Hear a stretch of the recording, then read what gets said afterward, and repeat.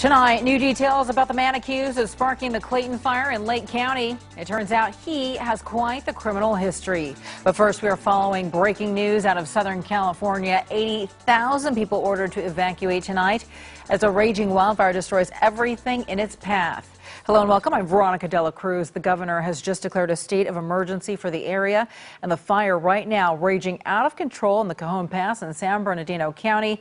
It's being called the Blue Cut Fire. Fire started just before noon, and less than an hour ago, it's exploded to 15,000 acres. Let's take a live look right now at the fire from overhead tonight. It is now 0% contained. A smoke advisory is in effect for San Bernardino County through at least tomorrow morning. Flames soaring 50 to 100 feet into the air. At least a dozen buildings have burned, including a historic diner and a hotel. Some homes have also been lost. 6 firefighters were briefly trapped at a home where the occupants were refusing to leave. They said they were forced to hunker down and wait until the fire blew over. So far, there are no reports of any injuries. And we will, of course, be keeping an eye on this and bring you any updates as soon as we get them. Let's get you now to Lake County, where an ex-con once entrusted to put out fires is in jail tonight, accused of setting them. The latest, the Clayton fire. Night Beat's Joe Vasquez with the suspect's lengthy rap sheet. Sadness is beginning to turn to anger as the people of Lower Lake learn more details about the man the sheriff's department says turned their beloved town into a war zone. State officials now say the suspected arsonist, Damon Pashilk, was once a firefighter himself when he was in prison. We have nothing. That news is a punch to the gut for those who have lost everything. I hope somebody burns his off.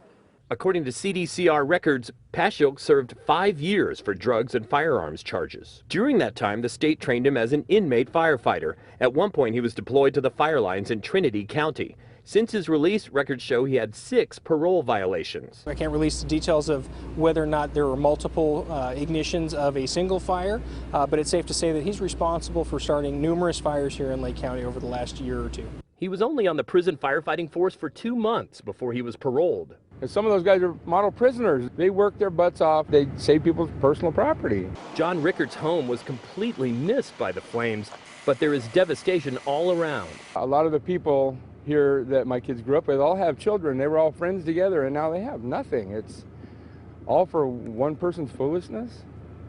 Sad. More details on the arson are expected tomorrow when Pashilk is scheduled to face the judge for the first time.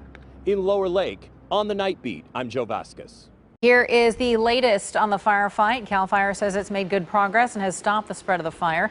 Tonight, it is 35% contained. The fire has burned 4,000 acres and destroyed 175 structures. Firefighters expect to fully contain those flames in about 5 days. Just this afternoon, CAL FIRE lifted an evacuation order for the Avenues area in Clear Lake. It includes neighborhoods east of State Highway 53 from Polk Avenue south to Cache Creek. Well, many families returned to Lower Lake to see what they could salvage. One woman was brought to tears because she couldn't save her mother's remains. My mom just passed away and I couldn't get the ashes out of the house. It's just all gone. Some neighbors said their communities looked like someone dropped a bomb. The flames destroyed one man's home along with 3 of his cars. Dozens of people are still waiting to find out how their homes fared. While some families were away from their homes, crooks seized on the opportunity. These are 3 mugshots of people arrested and charged with looting in Clear Lake. Some neighbors say they've watched police chase after looters since the fire broke out.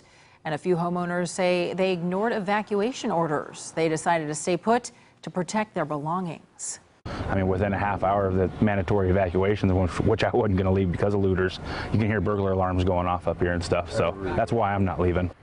There are checkpoints at every major entrance to neighborhoods in Clear Lake, and police and firefighters are patrolling, but it is a big area and they can't be everywhere. PG&E says it expects to have power fully restored in Lake County by the weekend, and tonight about 700 customers are still without power. PG&E is replacing nearly 80 poles destroyed in the fire.